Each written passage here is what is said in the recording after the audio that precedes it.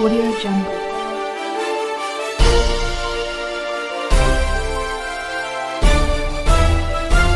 Audio Jungle. Report करे रहियो आहे नवीद मुस्तफ़ा कांधड़ो।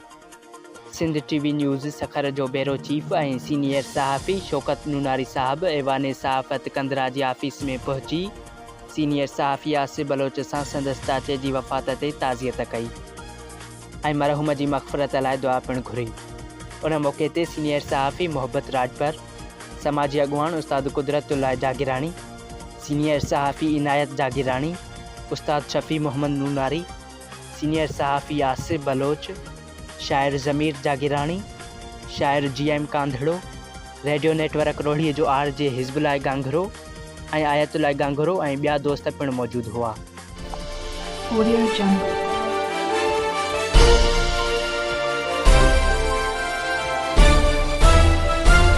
Audio Jungle.